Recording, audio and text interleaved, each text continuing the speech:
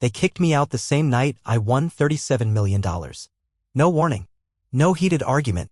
Just a suitcase, a wet sidewalk, and my father's voice saying, maybe now you'll learn what the real world looks like. I stood there, rain soaking through my hoodie, staring back at the front door of the house I'd grown up in, shut tight like I was some stranger, not their only son. But I wasn't crying. Because 10 minutes earlier, sitting on the edge of a stained motel mattress, soaked, humiliated, and too numb to care, I scratched off a lottery ticket using my grandmother's numbers. Her birthday, her wedding date, and the address of the tiny shop where she used to design brooches and beads by hand. Numbers she always said were lucky. Turns out they were. I didn't scream. Didn't jump. Just sat there, staring at the confirmation on my phone screen like it was in a foreign language. 37 million. Not in Monopoly money. Not in dreams. Real. And I thought, this can't be a coincidence. Because the last thing I said to my grandmother before she passed was, I'm going to make something beautiful someday. I promise. That night, soaked and abandoned, I realized. I already had. But it wasn't just about the money. It was about the fact that, for the first time in my life, I had no one left to please. No expectations to juggle. No family voice in my ear telling me that jewelry was a hobby, that I should grow up, that a man doesn't waste his potential making trinkets. I was broke. Alone. Kicked out. And finally free. The motel smelled like stale coffee and forgotten dreams. I paid cash for the first 3 nights. The woman behind the desk, Linda, looked me up and down, took in the wet suitcase and haunted eyes, and just handed me the key. No questions, no lecture. Just a quiet, room 6 is clean. You need anything, you knock on my door. I hadn't slept more than 4 hours in 3 days. Between the storm, the eviction, and the news burning a hole in my pocket, my brain couldn't decide whether to shut down or explode. So I made a decision. I walked 2 blocks to a diner, used their Wi-Fi, and booked a meeting with a financial advisor named Martin Trell. Picked him because he looked like someone who lost sleep over decimal points. I told him I wanted everything held in a blind trust. I didn't want my name on a single check. Mr. Anderson, he said slowly after reading the paperwork, this is significant. Yeah, I said. So are the people who'll come knocking when they find out. That's why we're keeping it quiet. I watched him read the terms again, the number $37 million, even making him nervous. That's when I slid over a paper napkin I'd written a name on. Margaret's legacy, it said. My grandmother, I told him. She was the only person who ever told me I was more than a disappointment. She taught me how to design, how to stay curious, how to be me. And this is what you want to build? He asked, raising an eyebrow. No, I said. It's what I'm going to build. The next 2 weeks blurred into long days and longer nights. I moved out of the motel into a small apartment downtown, nothing flashy, but mine. I sketched designs on the floor, sent them to custom jewelers I trusted, bought tools, rebuilt everything my father told me to throw away. And I didn't tell anyone. Not my friends. Not my extended family. Not even my brother, who I knew would fold the second my parents asked questions. This wasn't revenge. This was resurrection. The old me, the one who said okay when people doubted him, he died the night they closed the door. This new me? He was just getting started. I wasn't trying to hide. But after years of being told I didn't matter by people who claimed they loved me, it came pretty naturally. I didn't post on social media. Didn't send updates. Just worked. Day and night, I poured myself into the brand Margaret's legacy. It wasn't just a name. It was a mission. Every piece I designed had a story, and every story started with someone being underestimated. My first collection was made entirely from recycled silver and broken heirlooms. I wanted to prove something, that beauty didn't have to come from wealth, it could come from what people threw away. Including people. Linda, the motel landlady, called me Ghost Boy the first time she dropped by the studio. You disappear, come back with new tools, then vanish again, she said, sipping her gas station coffee like it was vintage wine. I don't know what you're running from, but whatever it is, keep running. She didn't ask for details. That's what I liked about her. The day I told her I wanted to help her and her husband pay off their debts, she didn't say thank you. Just blinked twice and muttered, you're not like the rest. Nope. I wasn't. Because the rest of them? The ones who smiled while slowly crushing me? They were still living their version of a good life, measured in promotions and polite conversations about market trends. Meanwhile, I was building something real. I hired 2 assistants. Both young. Both talented. Both with families that had told them that art wasn't a career, it was a phase. I knew that tune by heart. We worked in silence most days. Then came the night the younger one, Noah, stayed late and quietly said, you know, I looked you up. Your dad's on the board of that finance council, right? Yeah, I said, barely looking up. You know what you're doing now? No, I said. But something tells me he's about to find out. Because my brother, bless his inability to keep his mouth shut, had been poking around. Asking questions. Liking photos from a jewelry page I'd anonymously created. And when he showed up at my building the next afternoon, that was the moment the quiet life I'd built started to collide with the one I'd walked away from. It didn't take long after my brother showed up. At first, he just stared at the storefront. The name etched in glass, Margaret's Legacy. The gold script. The display case with hand-carved rings and pendant sets so intricate you had to lean in to see every detail. He looked confused. Like he'd stumbled into a dream that wasn't his. Then his phone came out. I didn't need to guess who he was calling. 2 days later, my parents happened to be in the neighborhood. I saw them from the window, my father adjusting his collar like he was about to attend a board meeting, my mother already preparing her smile. That thin, fake one she wore when pretending she didn't hate the choices I made.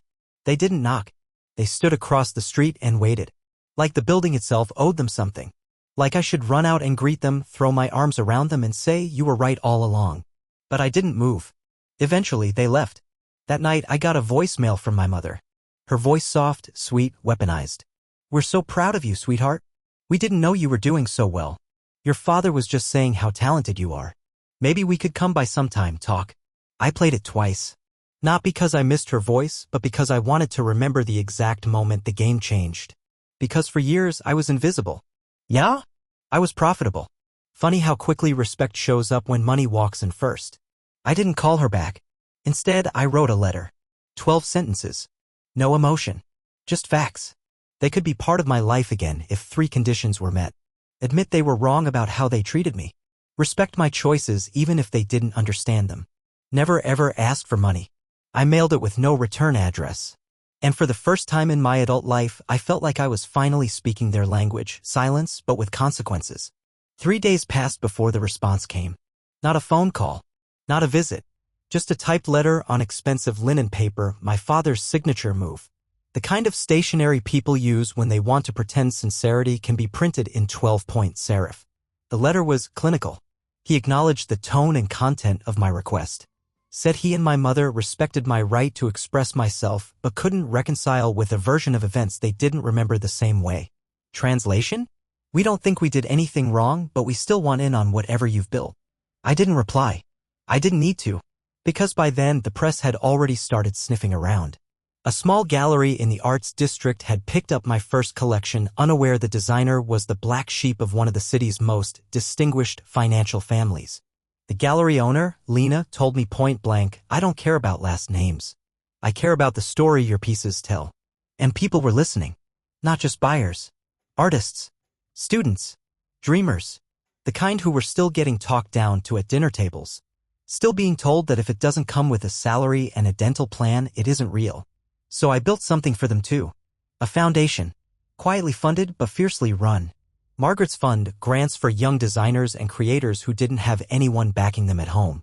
Kids who needed a little cash, a little belief, and one person to say, "You're not crazy for wanting this." The applications rolled in fast. One of the first came from a kid who used to sleep in his car, making beaded necklaces at flea markets. His story sounded familiar, because I remembered what it felt like to dream out loud in a house full of people who only whispered about what was realistic. Funny thing was, I used to think money was going to change everything. But the truth? All it did was give me a volume knob. And for the first time in my life, I wasn't whispering anymore. The next time I saw my mother, she was standing in the back of the gallery during my first exhibit. She wasn't on the guest list. Didn't come with my father. She stood there in a camel coat, arms folded, staring at a display case holding a ring I'd named Unsaid Apologies. I didn't go to her. Didn't cause a scene. Just watched from across the room as she lingered too long by the case, read the tiny engraved quote beside it. "You cannot build trust on silence and control." She knew who that was for. And when she finally turned and saw me watching her, I didn't smile. Just gave her a polite nod like you would to someone you almost remembered from a long, long time ago. She didn't cry. Didn't wave. Just lowered her eyes and left. Afterward, Lena came up and whispered, "Was that your mom?" "Used to be," I said. But here's the thing, I wasn't angry anymore. Not really. Because standing in that gallery, surrounded by light and metal and months of backbreaking work, I felt nothing but clarity. The people who loved me wrong didn't get to rewrite history just because the ending changed. And they sure as hell didn't get a seat at the table now that there was food on it. Later that week, I got a letter. Handwritten this time. Sloppy script. Smudged ink. From her. I'm sorry, it began. For not believing in what you saw when we couldn't see it. For calling it a phase. For raising my voice when I should have raised my understanding. She didn't ask for anything. Didn't mention money. Didn't mention the letter I sent her. Just closed with, I want to know you again if you'll let me. And I sat with that letter for a long time. Because forgiveness, that's a different kind of wealth. And I wasn't poor anymore. His name was Michael. Met him at a vendor showcase in Santa Fe, of all places. He ran a ceramic studio, earthy, messy, nothing like the polished world I just stepped into. While everyone else talked in circles about retail strategy and influencer partnerships, he leaned against his booth and asked, "You make all that yourself?" I nodded. "Looks like something someone bled over," he said, nodding at one of my pieces. "That's a compliment, by the way."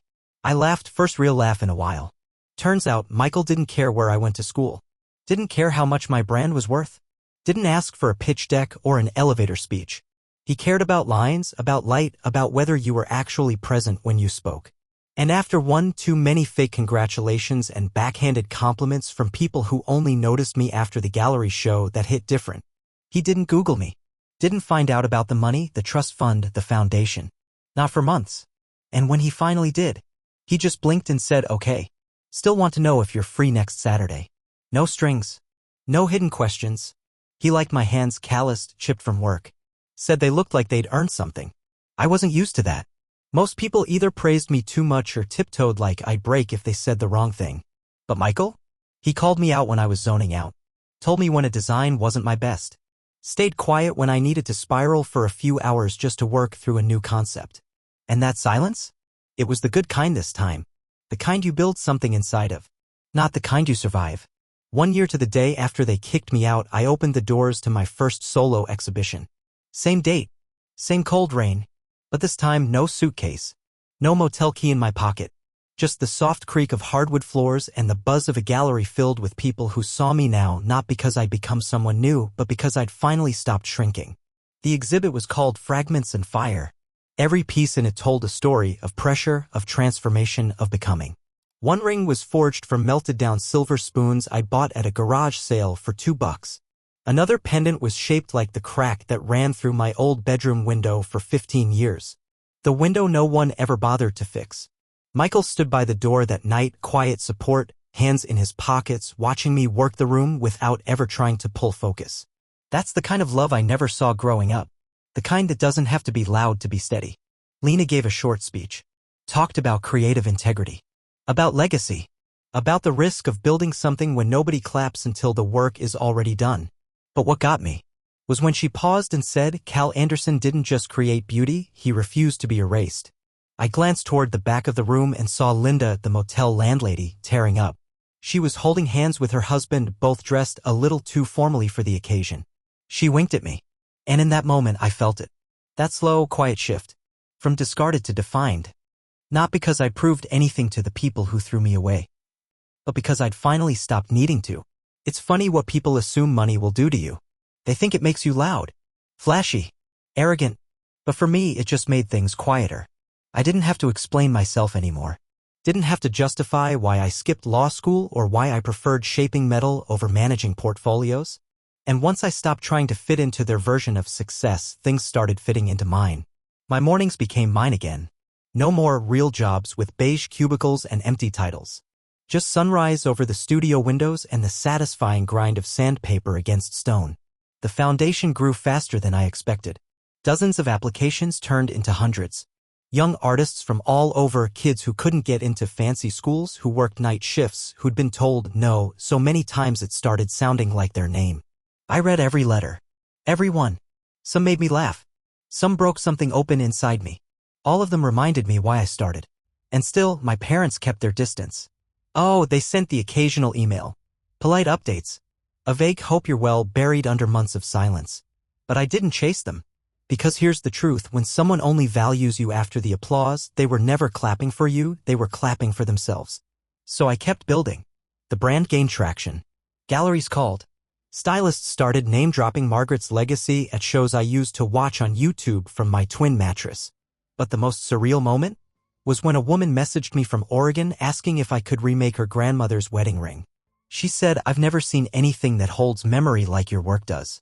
That hit me harder than any paycheck ever could. Because when I was a kid, my family taught me to bury my instincts. Yeah? People were paying me to trust them. The letter came on a Tuesday. Not typed. Not emailed. Handwritten, my father's handwriting, unmistakably neat, like he couldn't bear the thought of a crossed-out word. It was short. No grand apology. No poetic reflection. Just 5 lines. "Your mother tells me you've done well. I suppose I didn't always handle things the right way. We raised you to be responsible, maybe too responsible. If you're open to a conversation, I'd like to have one. I understand if you're not." I read it once. Then again. And you know what surprised me most? I wasn't angry. Not anymore. Because by then, I'd already let go of the version of him I'd been trying to win over. The man who measured worth by board seats and retirement accounts. The man who never once said, "I'm proud of you," but always asked, "Is it sustainable?" He didn't get me. Maybe he never would. But the thing about building something of your own, it teaches you that understanding isn't always necessary. Respect is. I didn't write back, but I called. Not out of obligation. Out of choice. We talked for 17 minutes. Not a second more. Mostly about surface-level things, the weather, his new project, how the city had changed. And then, before we hung up, he said, "Your grandmother would have liked that gallery." That was it. No sweeping redemption arc. No teary breakthrough. Just one quiet, unfinished bridge between then and now. And for the first time, that was enough. Reconciliation sounds noble until you realize some people only want peace when they can't ignore your success anymore. My parents didn't apologize because they changed. They apologized because the world started seeing me. Because Margaret's legacy was featured in a lifestyle magazine my mother subscribed to for the centerpieces. Because one of my rings showed up on the red carpet and suddenly her bridge club was asking if she was the Anderson connected to the designer. Funny how validation works when it comes with headlines and hashtags. But I didn't open the door wide. Just cracked it. Invited them to the next show, not a gala, not a press event. Just a local student showcase I helped sponsor. No photographers. No wine bar. Just 10 nervous artists standing next to their displays like they weren't sure they belonged. My parents came. They shook hands, smiled politely. My mother complimented the lighting. My father stood awkwardly beside a ceramic sculpture and muttered, "Interesting piece." But they stayed. Watched. Listened. And when a girl named Maribel, 16, working with repurposed metals and cardboard, started explaining how the foundation helped her buy tools no one else believed she needed, I saw something shift in my father's face. Not guilt. Recognition.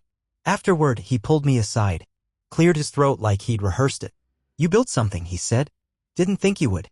But you did." I nodded. "Yeah, I did." He looked like he wanted to say more, but didn't. Didn't have to. Because I didn't need his permission anymore. I'd built the kind of life they couldn't picture, so I stopped asking them to. And when they finally came around, I let them walk, not lead. You don't rebuild trust by pretending the cracks were never there. You rebuild it by deciding who gets to walk through your door, and who stays on the porch until they learn how to knock. After that student show, my parents made more of an effort. Not perfect, not fast, but different. They didn't mention money. Didn't ask to be part of the business. Didn't try to advise me anymore. Instead, my mother started showing up at events and actually listening.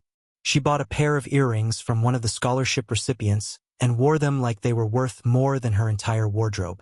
My dad? He called once a month, just to ask how things were going. He didn't offer solutions anymore, just space. And that, honestly, meant more than any grand apology ever could. Michael met them at a small dinner I hosted a few weeks later. Casual, no pressure. Just enough tension in the air to remind everyone how far we'd come. After the meal, while we were stacking plates, my dad pulled him aside. Said, "I don't know if we'll ever fully understand how Cal sees the world, but I'm glad someone else does." Michael told me about it later. Said he didn't respond. Just nodded. Because he got it. This wasn't about making the past pretty.